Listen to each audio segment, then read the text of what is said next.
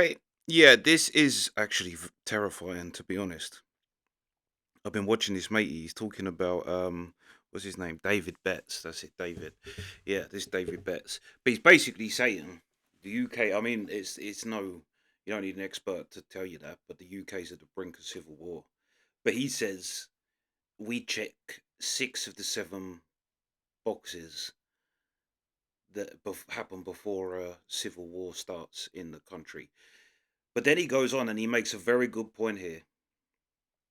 But he makes a very good point, which is actually very terrifying when you think about it.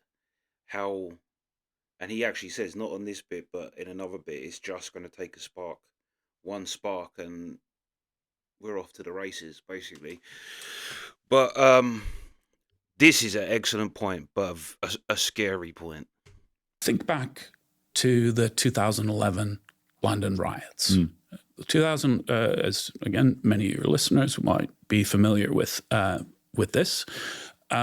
These are riots which erupted quasi-spontaneously after the killing of a young guy by armed police here in London. The details of the incident are not particularly important to the story. The point is that the City of London, about 10 million population, was essentially shut down for a period of about a week by massive rioting over that period. Now, we should put some numbers to that word massive. It's estimated that on any given night during that period of rioting, there were maybe 2,000 or 3,000 people out rioting. And of those 2,000 to 3,000 people, probably maybe 200 to 300 were seriously violent.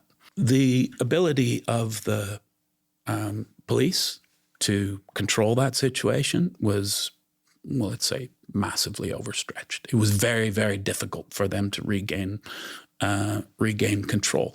Even with those numbers, which I said were massive, it was massive relatively for that time. But it's not actually that big for a city of 10 million people. Imagine that's happening because the power's out or the gas is out. It's the second or third time that that's happened in a winter. And it's not 2,000 people on the street, it's 20,000, it's 30,000. And it's not 200 or 300 hardcore violent, it's 2,000 or 3,000 who are. Or it's 3 million. Now, obviously, there was no real trouble at that protest, but you saw how the big display of the UK filled the streets. They're not happy. But if you take them numbers he used, and he said that the police struggled to contain 200 violent people, they struggled. And there was 2,000 people protesting. So if you take that 10%, the 10% of the 3 million is 300,000 people. You think any police force in the country is going to be able to stop that? That's it, game over. But this is the other thing. That's true at any point in time. Che Guevara was so successful because the people was being treated like shit in the country they went to, and his army actually grew, or him and Fidel Castro's army grew as it went because people joined it because they believed in the movement and wanted. So he landed on wherever they landed. I think with about 60 people. By the time they got to the actual places to fight, they'd gathered thousands. So that's true of any time period ever, that at any point the power is in the people. John Lennon said it. Power, it really is in the people. And that's why the elite do such a good job of convincing you it's not, but it really is. But what he said there is absolutely true. And here's the other thing, you can't help but think the UK is almost asking for it because they have weakened the police force. We have a far weaker police force than we did back in the 70s, 60s and 70s. They have weakened the military. We have a far weaker military now than we probably ever have. So really, all they've done, and this is the other thing this guy said, we are living in a post-nationalist thing where the elite do not care about the people. They've given up the idea. They think the idea of England and nationalism is primitive. So they're pretending we're voting these people in, but they don't actually even believe in England as what it is. This is what this guy's saying. It's a post nationalist government we have. However, the people aren't having it, but the government don't care. And you're seeing them do dirty tactics on their own people. And this is what he's saying. This is one of the checkpoints for civil war. When the ruling elite stop caring about what the population of their own country thinks. Like he said, now in the UK, anybody who thinks the UK identity is under threat from people from other countries is labelled now a terrorist. You're a terrorist in the UK. If you think your self identity and your country's identity is under threat from other nations, the government is definitely done with England and Britain as a concept, and they are globalists. But we've known that as well for ages. But this is another crazy thing. I watched another English podcaster, and he had that Michael Malice on. But they was talking about America and the UK and the differences and the similarities and whatever. But the UK podcaster said, I've started to read the Declaration of Independence, and I'm sure it was that he said. And he's like, and I'm reading through this thing, and these are all gripes that the American people had against the king.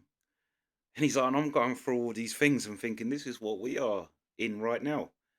All these things that America had a problem with all them years ago is exactly the same thing that the UK people have a problem with right now.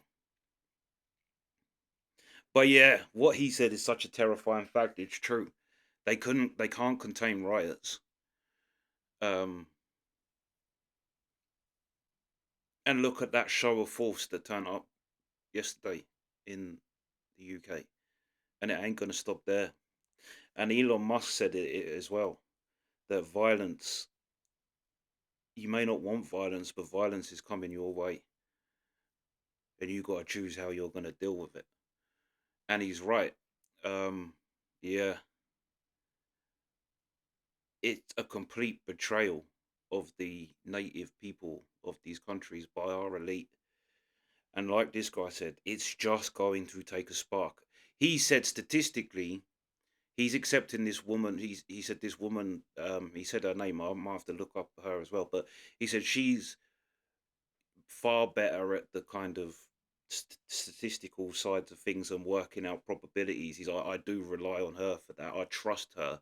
He's like, but she says when countries have enough um, environmental conditions or in conditions to trigger a civil war, there's a 4% chance a year that um, it will kick off. He's like, so if you add that over the 5 years, he's like, it works out roughly. He's like, I'm going by her thing. It would be 20, but he says it's more accurately about 18 point something, 18.6, I think he said. Percent chance that over the next 5 years, the UK will be in civil war. That's pretty damn high. I know it's not 50% but that's still pretty high. And that's what he said. Basically, it is just waiting for it. It's waiting for one thing to trigger. And this is the other thing he said as well. It's going to be a messy war because no one's really sure who their enemies are and who their allies are. It isn't white people against everybody else. It's a certain group of people against a different group of people. Um, and it's mixed of all races. And he's like, it's going to be messy because, yeah, you're not going to know who's who, and you're not really going to know who your enemies are and who you can trust. And um, yeah, but having 6 out of the 7 triggers for a civil war is scary. And the fact of what he said there and the show of force of 3 million, he's absolutely right. If they can't control 200, they can't control 2,000. If they can't control 2,000, they can't control 300,000. If you apply that to the amount of people that that could have had the potential to get violent at that thing, yeah, scary, scary. I can't fight a war, not with my knees. But yeah, let me know your thoughts, sweet.